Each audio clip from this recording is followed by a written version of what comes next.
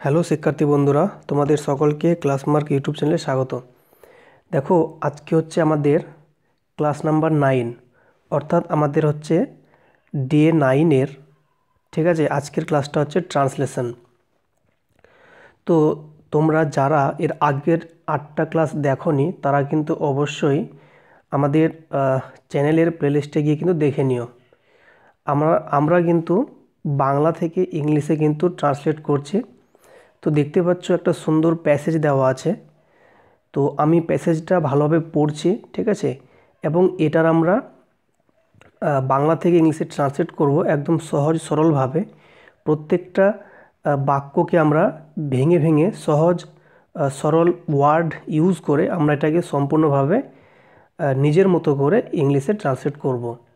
তো তোমরা ক্লাসটা প্রথম থেকে শেষ অবধি দেখো, অনেকটা জিনিস জানতে পারবে এবং সহজে কিভাবে ট্রান্সলেট করতে হয় তোমরা সেই নিয়মটা বুঝতে পারবে। একদম ইজি লাগবে। তোমরা কিন্তু ক্লাসটা প্রথম থেকে শেষ অবধি থাকো, তাহলে কিন্তু অবশ্যই বুঝতে পারবে।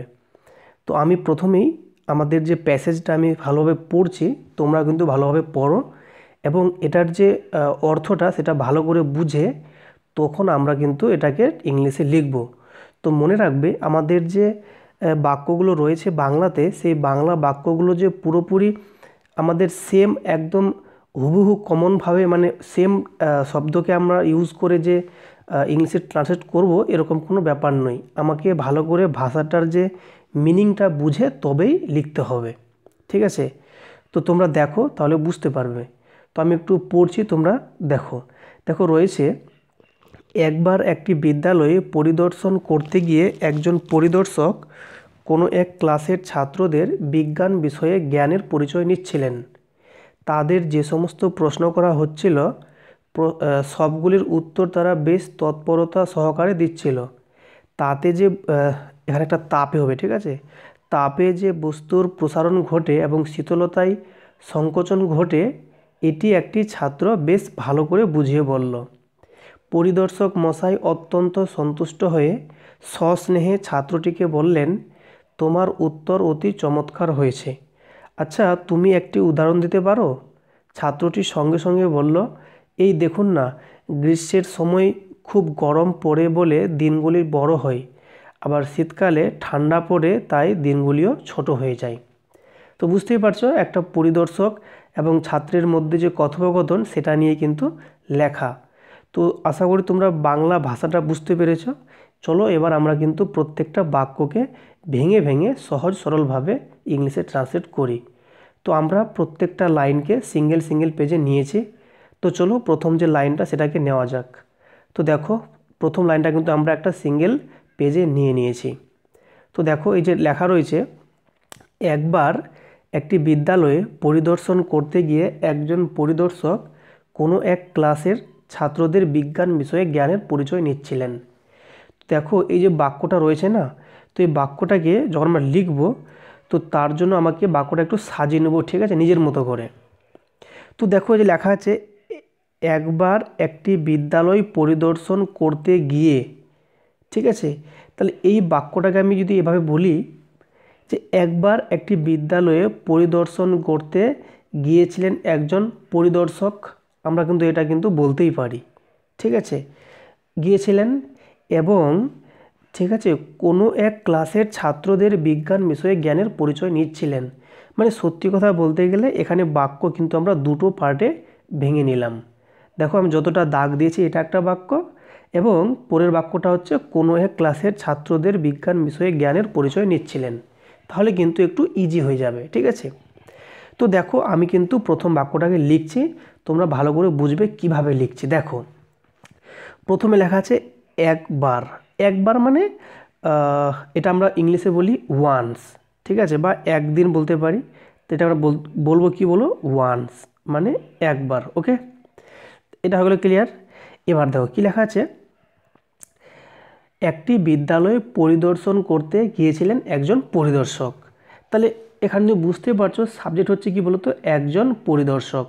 তো পরিদর্শককে আমরা কি বলবো ইংলিশে, ইন্সপেক্টর। আর যেহেতু এখানে একজন, তাহলে আমরা কি বলবো, এ। কিন্তু ইন্সপেক্টর, তো দেখো ইন্সপেক্টর আগে কিন্তু আই আছে, তাহলে আমরা কিন্তু এন বলতে পারি ভাওয়েলের নিয়ম অনুযায়ী। তো কী বলবো বলো, ইন্সপেক্টর। ক্লিয়ার? তাহলে কিন্তু এটা হয়ে গেল আমাদের সাবজেক্ট, একজন পরিদর্শক। ওকে, দেখো গিয়েছিলেন বলবো, কি বলবো, গিয়েছিলেন, তার মানে কি পাস্টে বলছি। তো পাস্টে তোমরা জানো ভার্বের সেকেন্ড ফর্ম লাগে, অর্থাৎ V2 ফর্ম লাগে। তো দেখো যাওয়া তো গো, তাহলে আমরা বলবো ওয়েন্ট। তাহলে কী হলো দেখো, তাহলে হয়ে গেল গিয়েছিলেন। ওকে, দেখো এবার বলছে কোথায় গিয়েছিলেন, একটি বিদ্যালয়ে, তাহলে আমরা বলতে পারি two a school, right, two a school. ঠিক আছে, তাহলে দেখো আমরা কিন্তু এতটা লিখে ফেলেছি, একবার একটি বিদ্যালয়ে গিয়েছিলেন একজন পরিদর্শক। দেখো কী লেখা আছে, পরিদর্শন করতে, তাই এটাকে আমরা বলতে পারি অন অ্যান ইন্সপেকশন ভিজিট, বলতেই পারি অন অ্যান ইন্সপেকশন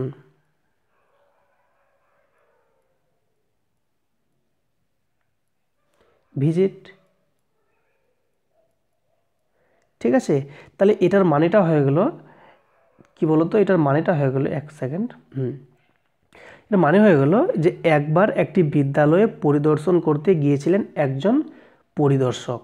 ওকে, এবার দেখো লেখা আছে নেক্সট বাক্যটাতে আসি, কোনো এক ক্লাসের ছাত্রদের বিজ্ঞান বিষয়ে জ্ঞানের পরিচয় নিচ্ছিলেন, তার মানে তিনি নিচ্ছিলেন, তাহলে আমাকে বলতে হবে পরিচয় নিচ্ছিলেন মানে কি বলতো, অ্যাকচুয়ালি টেস্ট করছিলেন, তাই তো, মানে পরীক্ষা করছিলেন।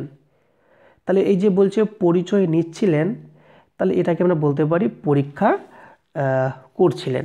ঠিক আছে, তো এবার পরীক্ষা করাকে আমরা বলতে পারি টেস্ট। তাহলে বলতে পারি যেহেতু নিচ্ছিলেন মানে বুঝতেই পারছো কাজটা কিন্তু পাস্টে, আবার নিচ্ছিলেন মানে কি বলো তো, কাজটা কিন্তু কন্টিনিউ হচ্ছিল, তাই আমরা বলতে পারি এটা হচ্ছে পাস্ট কন্টিনিউয়াস টেন্স। তাহলে বলতে পারি হি ওয়াজ, দেখো হি ওয়াজ কি বলতো, টেস্টিং, কেন, যেহেতু তিনি টেস্ট করছিলেন। ওকে, তা দেখো কি হলো, হি ওয়াজ টেস্টিং, তাহলে কি কিসের পরিচয় বা কিসের পরীক্ষা, না জ্ঞানের।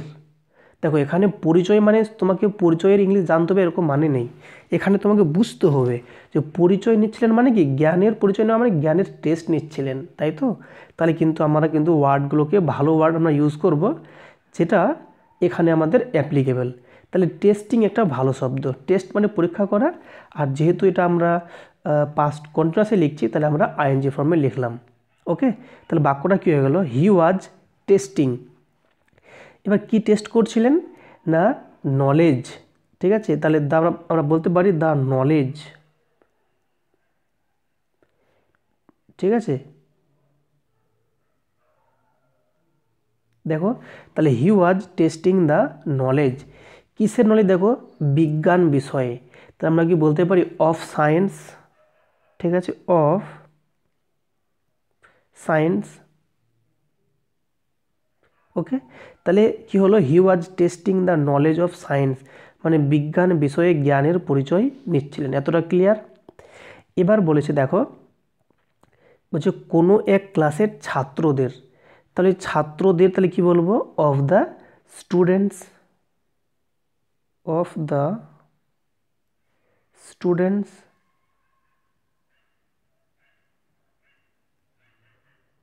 ওকে, তাহলে কী হলো দেখো, অফ দ্য স্টুডেন্টস মানে ছাত্রদের। তারপরে বলছে দেখো কোনো এক ক্লাসের, মানে কোনো একটা পার্টিকুলার ক্লাসের, তাহলে আমরা বলতে পারি of a particular class, of a particular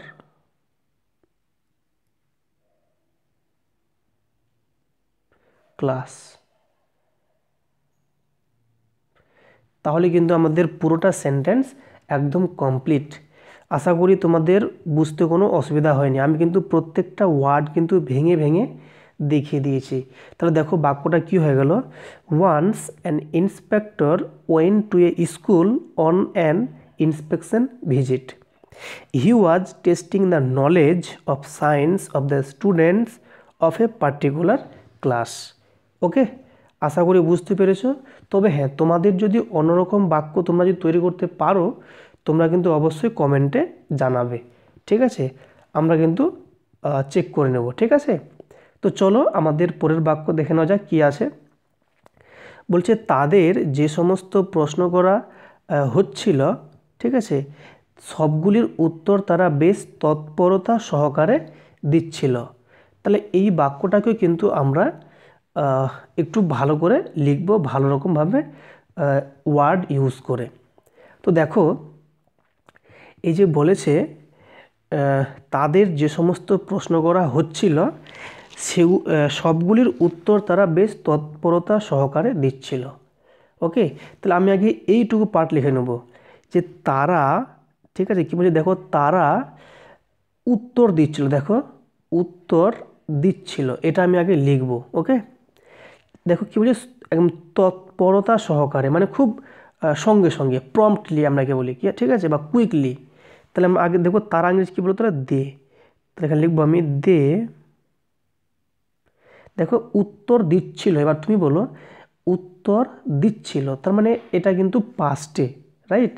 আবার দিচ্ছিল মানে কীরকম বুঝতে পারছো, কাজটা মানে কন্টিনিউয়াসলি আসছে, তাই না। দিচ্ছিল মানে একটা কন্টিনিউয়াস ব্যাপার থাকছে, তাহলে এটা হলো আমাদের পাস্ট কন্টিনিউয়াস। আর তোমরা জানো পাস্ট কন্টিনিউয়াসে কী হয় বলো তো, ওয়াজ অথবা ওয়ার বসে এবং ভার্বের সাথে আইএনজি বসে। তাহলে আমরা দে যেহেতু আছে, তাহলে আমরা ওয়ার নিশ্চয়ই দেবো।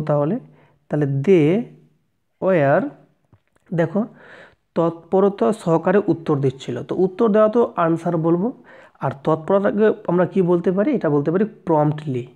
ওকে, মানে একটু ভালো শব্দ ইউজ করছি, প্রম্পটলি। ওকে, তাহলে they were promptly, okay, answering.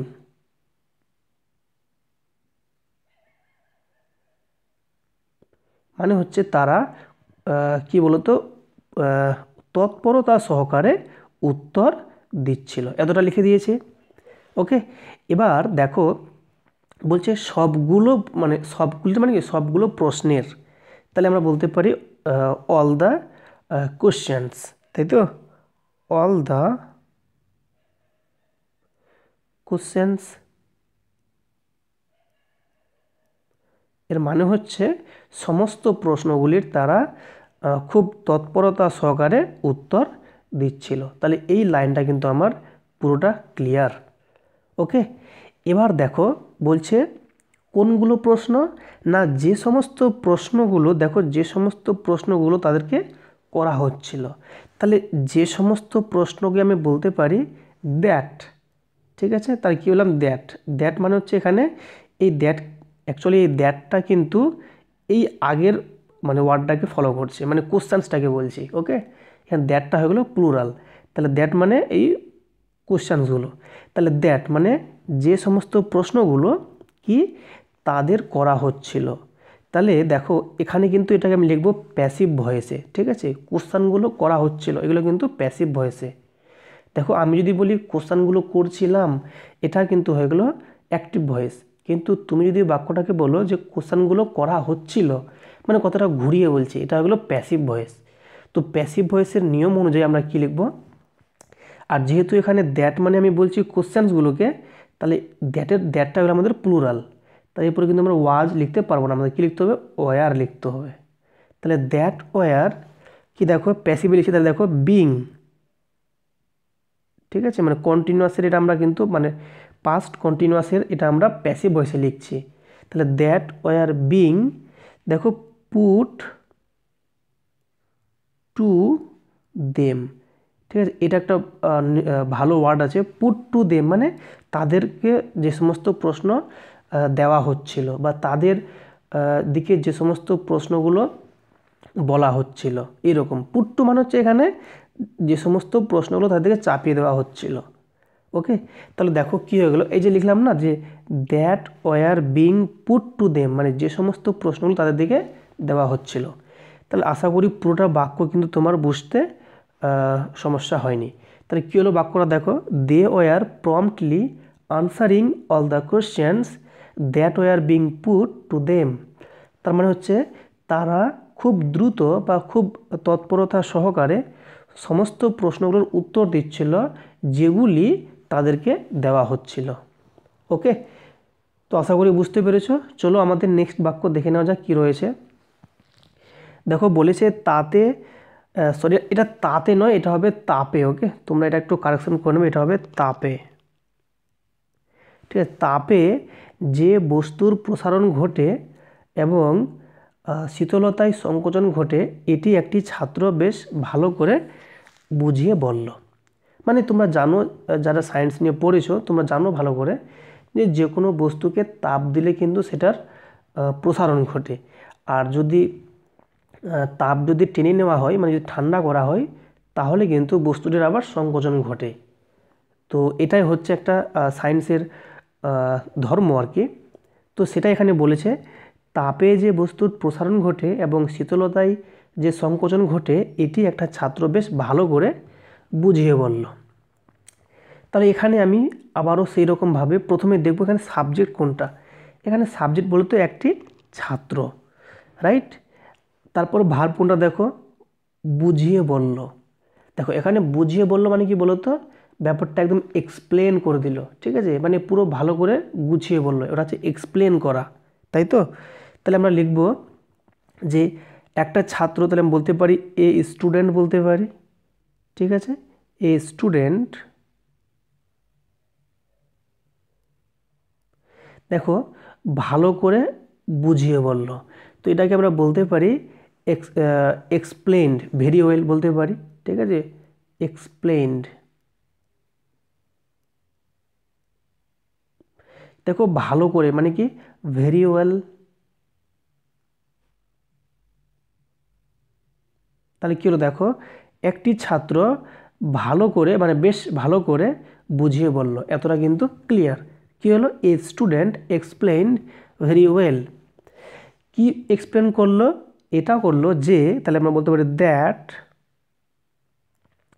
কি করলো, এটা যে তাপে বস্তুর প্রসারণ ঘটে, ওকে, এবং শীতলতায় সংকোচন ঘটে। তাহলে আমরা বলতে পারি যে এই যে হিট, হিট হিট মানে তাপ আমরা বলি, তাই তো। তো তাপ কি করছে, আমরা বলতে পারি কোনো বস্তুকে কি করছে, প্রসারণ করছে। তাহলে এখানে কিন্তু সাবজেক্ট কি বলতো, তাপটা হচ্ছে সাবজেক্ট। তাহলে আমরা বলতে পারি হিট, দেখো প্রসারণ ঘটায় বা প্রসারণ করে। তো প্রসারণ করাকে আমরা কি বলতে পারি বলো তো, প্রসারণ করাকে আমরা বলি এক্সপান্ড। তাহলে কি এরকম দেখো, হিট এক্সপান্ডস, রাইট। তাহলে কি হলো, তাপ প্রসারণ ঘটায়। আচ্ছা এখানে বলছে, আবার বলছে সংকোচন ঘটায়। তো এটা হচ্ছে শীতলতায়। তাহলে শীতলতা মানে আমার কি বলতো, কোল্ড বলতে পারি। তাহলে আমি এখানে লিখছি একসাথে, অ্যান্ড কোল্ড। দেখো সংকোচন ঘটানো কি বলতো, ওটা হচ্ছে কন্ট্রাক্টস। ওকে, কন্ট্রাক্টস। আচ্ছা এসটা কেন দিচ্ছি বলতো, এসটা দেওয়ার উদ্দেশ্য হচ্ছে, যেহেতু কোল্ড হচ্ছে আমার থার্ড পারসন সিঙ্গুলার, তাই এস দিলাম। আর হিটটা হচ্ছে থার্ড পারসন সিঙ্গুলার, তাই এখানে এস দিয়েছিলাম। ওকে, তাহলে কী বলতো, কোল্ড কন্ট্রাক্টস মানে সংকোচন ঘটায়। কাদের ওঠায়, ম্যাটার।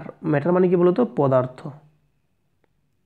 ওকে, তাহলে কিন্তু আমার যে সেন্টেন্সটা কিন্তু ক্লিয়ার, পুরোপুরি লেখা কমপ্লিট। কেন দেখো, a student explained very well that heat expands and cold contracts matter. Okay, এখানে কিন্তু ম্যাটারটা আমি কেন দিইনি বলো তো, কারণ ম্যাটারটা আমি লাস্টে দিয়েছিলাম, তাই এখানে দুটো ভার্বের কিন্তু অবজেক্ট ম্যাটার। ওকে, মানে ব্যাপারটা এরকম আছে যে heat expands matter and cold contracts matter. তো দুবার ম্যাটার না দিয়ে ম্যাটারটা লাস্ট টাইম দিয়েছি, দুটো ভার্বের জন্য একটাই অবজেক্ট। ওকে, আশা করি বুঝতে পেরেছ। তো তোমাদের যদি অন্যরকম বাক্য তোমরা লিখে থাকো, তোমরা কিন্তু অবশ্যই কমেন্টে জানাবে। ওকে, চলো আমাদের পরের বাক্য দেখা যাক কী আছে। বলছে পরিদর্শক মশাই অত্যন্ত সন্তুষ্ট হয়ে সস্নেহে ছাত্রটিকে বললেন। তো দেখো এখানে আবারও কিন্তু সেই একই রকমভাবে তোমাকে প্রথমে সাবজেক্ট খুঁজতে হবে। তো বুঝতেই পারছো এখানে সাবজেক্ট কোনটা, পরিদর্শক মশাই। তো পরিদর্শক মানে এখানে দেখো মশাই বলতে এখানে পরিদর্শক কি বলছি আমরা, দ্য ইন্সপেক্টর বলতে পারি। ওকে, তাহলে যে দেখো দ্য ইন্সপেক্টর।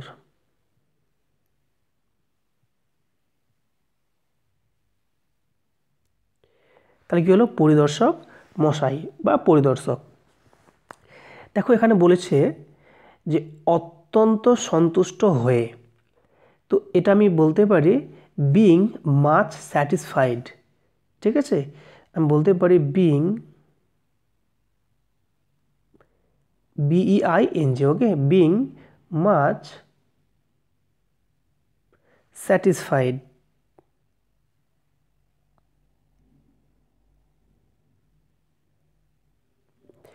স্যাটিসফাই মানে হচ্ছে সন্তুষ্ট হওয়া, আর বিং মাচ স্যাটিসফাইড মানে অত্যন্ত সন্তুষ্ট হয়ে।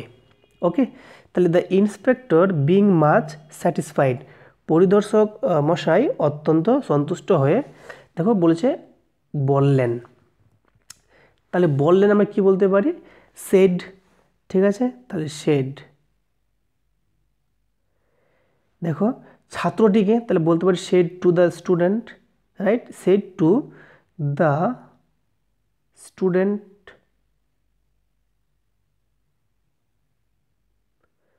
ওকে, তাহলে কী হলো দেখো, satisfied, being much satisfied said to the student, ছাত্রটিকে বললেন বা বলল। ঠিক আছে, বললেন লেখা আছে তাহলে বললেন বলবো। দেখো লেখা আছে সস্নেহে, স্নেহে মানে এখানে বুঝতেই পারছো মানে ভালোবাসার সাথে। তো এটা কি বলতে পারি অ্যাফেকশনেটলি, এটা একটা খুব ভালো শব্দ, তোমরা এটা ইউজ করবে। ঠিক আছে, এটা হচ্ছে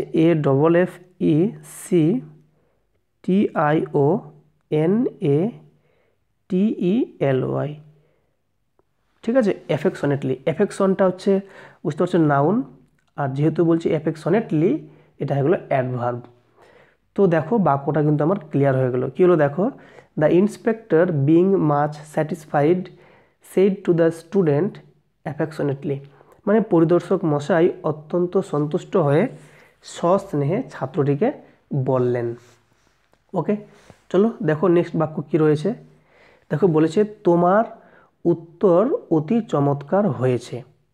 ওকে, তো দেখো তাহলে তোমার উত্তরটা তাহলে কি সাবজেক্ট, তাহলে কি বলবো, ইয়োর আনসার। ঠিক আছে, আমরা বলতে পারি ইয়োর ইয়োর আনসার মানে তোমার উত্তর বলতে পারি। দেখো অতি চমৎকার হয়েছে, তাহলে এটাকে আমরা বলতে পারি your answer is an excellent reply. এটা বলতেই পারি যে তোমার যে আনসারটা সব থেকে সুন্দর হয়েছে বা চমৎকার হয়েছে, রাইট। তো এটা আমরা কিন্তু এভাবে লিখতেই পারি, তোমরা যদি অন্যভাবে লিখো সেটাও কিন্তু হবে। ওকে, চলো দেখো নেক্সট বাক্য আমাদের কী রয়েছে। বলছে আচ্ছা তুমি একটা উদাহরণ দিতে পারো, মানে ও যে তাকে যে মানে যেহেতু ভালো করে বুঝিয়ে বলেছে যে তাপ দিলে প্রসারণ ঘটে এবং তাপ মানে যদি ঠান্ডা হয় তাহলে আবার সেটা সংকোচন ঘটবে, তো বলছে তুমি কি সেটা একটা উদাহরণ দিতে পারো, এটা ওকে প্রশ্ন করছে।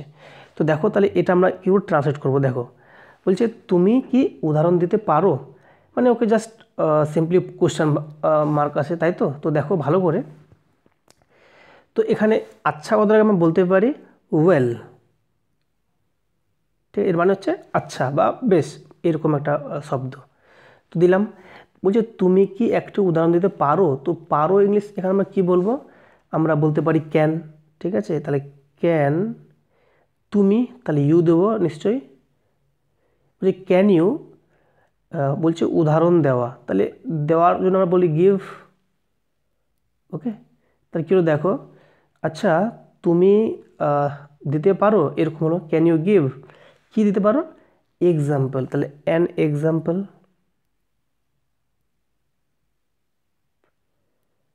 লাস্ট হবে কোশ্চেন মার্ক। দেখো কী হলো, আচ্ছা তুমি কি একটি উদাহরণ দিতে পারো, তাহলে well can you give me, আচ্ছা এখানে মি দিলে কোনো সমস্যা নেই, দিতে পারো, can you give me an example, তুমি কি আমাকে একটা উদাহরণ দিতে পারো বা বলতে পারবে, এরকম হচ্ছে সেন্সটা। ওকে, আশা করি বুঝতে পেরেছো। চলো নেক্সট বাক্য দেখে নেওয়া যাক। কি বলছে, ছাত্রটি সঙ্গে সঙ্গে বলল। তো দেখো ছাত্রটি বলল বা ছাত্রটি রিপ্লাই দিল, তাই তো? তাহলে দ্য স্টুডেন্ট,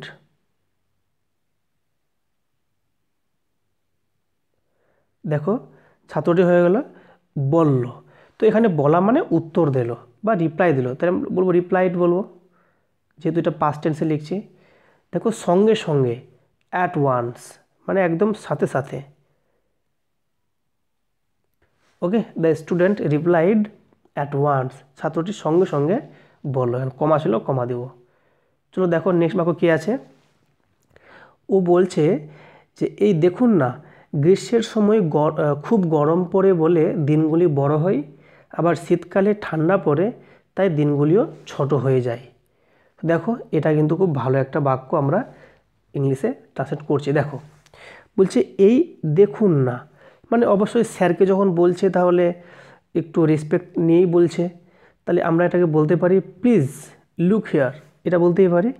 তাহলে লিখছি দেখো, please look here, look here. এর মানে হচ্ছে যে এই দেখুন না, এরকম একটা রেসপেক্ট নিয়ে বলছে, ঠিক আছে। বলছে গ্রীষ্মের সময় খুব গরম পড়ে বলে দিনগুলি বড় হয়। তো এর মানেটা হচ্ছে গ্রীষ্মের যে গরমটা, গ্রীষ্মের যে তাপ, সেই তাপটা কী করছে, দিনের যে লেন্থটাকে বাড়িয়ে দিচ্ছে, রাইট। তাহলে আমরা এখানে কিন্তু সাবজেক্ট হিসাবে নিতেই পারি গ্রীষ্মের তাপ, রাইট। তাহলে আমরা কিন্তু বলতে পারি the great heat of summer, মানে আমরা বলবো গ্রীষ্মের গরমটাকে আমরা বলবো দ্য হিট অফ সামার বা the great heat of summer. দেখো লিখলেই বুঝতে পারবে, the great heat of summer, ঠিক আছে। মানে গ্রীষ্মের খুব গরম, ঠিক আছে, যে দিনগুলি বড় করে দেয়। তো বড় করে দেওয়া মানে আমরা বলতে পারি লেনদেন বলতে পারি, ঠিক আছে। দেখো লেন্থ থেকে শব্দটা আসবে, LENGTH, এটা হচ্ছে লেন্থ, তার সাথে আমরা EN অ্যাড করে এটাকে ভার্ব করে দিলাম, ঠিক আছে। লেনদেন মানে এটা হচ্ছে ভার্ব, মানে বাড়িয়ে দিল। তার সাথে আমি এস যোগ করবো, কেন, যেহেতু এখানে হিটটাকে আমি বলছি থার্ড পারসন সিঙ্গুলার, তাই এটা হয়ে গেলো লেনদেন, ঠিক আছে। দেখো কি বলছে, কি বড় হয় না, দিনগুলো। তাহলে আমরা বলতে পারি দ্য ডেজ বলতে পারি, ঠিক আছে। তাহলে লিখব দ্য ডেজ। ওকে, তাহলে এর মানেটা কী হয়ে গেল, যে গরমের মানে সামারের যে দিনগুলো, সরি তাপ, ঠিক আছে, সেই তাপটা কী করছে, দিনগুলোকে বড় করে দিচ্ছে, দৈর্ঘ্যে বড় করে দিচ্ছে, ঠিক আছে। তাহলে এই বাক্যটাকে কিন্তু আমরা এইভাবে ঘুরিয়ে বললাম, মানে সহজ করে বলছে। ওকে, তারপর দেখো কমা দিয়ে বলছে আবার শীতকালে, তাহলে আমি বলতে পারি অ্যান্ড ইন উইন্টার, মানে শীতকালে।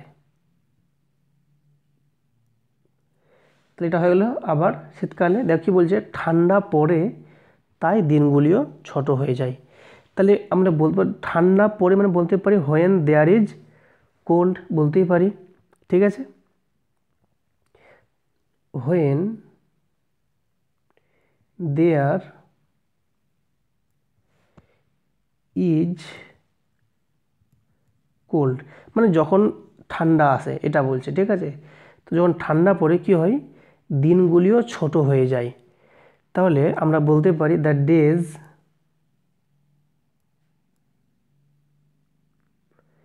ছোট হয়ে যায়। তো হয়ে যাওয়া ইংলিশ কী বলবো বলো তো, আমরা বিকাম বলতে পারি, দ্য ডেজ বিকাম কি বলতো ছোট, মানে এখানে ছোট বলতে মানে দিনের যে লেন্থটা কমে যায়, মানে শর্ট হয়ে যায়, তাহলে বলবো শর্ট। ওকে, তো বাক্যটা কিন্তু আমাদের সম্পূর্ণ হয়ে গেছে। দেখো বাক্যটা কি হলো, please look here, the great heat of summer lengthens the days and in winter when there is cold the days become short. একদম দেখো সহজভাবে হয়েছে, ইজিভাবে। এটাকে আরও অন্যভাবেও লেখা যায়, তোমরা যদি লেখো তোমরা কিন্তু অবশ্যই কমেন্টে জানাবে, ঠিক আছে। তো এই ছিল আমাদের ট্রান্সলেশন বাংলা থেকে ইংলিশে। তোমাদের কেমন লাগলো তোমরা কিন্তু অবশ্যই কিন্তু ক্লাসটা কিন্তু কমেন্টের মাধ্যমে জানাবে, ঠিক আছে। তো তোমাদের সকলকে ধন্যবাদ ভিডিওটি দেখার জন্য। আর তোমরা যারা আমাদের চ্যানেলে নতুন দর্শক রয়েছো তারা কিন্তু অবশ্যই আমাদের চ্যানেলটিকে সাবস্ক্রাইব করবে এবং প্লিজ পাশে থাকা বেল আইকনটা অবশ্যই প্রেস করবে। তাহলে কিন্তু আমরা যে ভিডিওগুলো পোস্ট করব তোমরা কিন্তু সবার আগে নোটিফিকেশান পেয়ে যাবে। আর যদি ক্লাসটা তোমাদের ভালো লাগে তো অবশ্যই কিন্তু লাইক করো, ঠিক আছে। তাহলে কিন্তু আমরা কিন্তু আরও এরকম ভিডিও বানানোর জন্য কিন্তু আমরা উৎসাহ পাবো। ওকে, তো চলো ভিডিওটি এখান থেকেই শেষ করা যাক।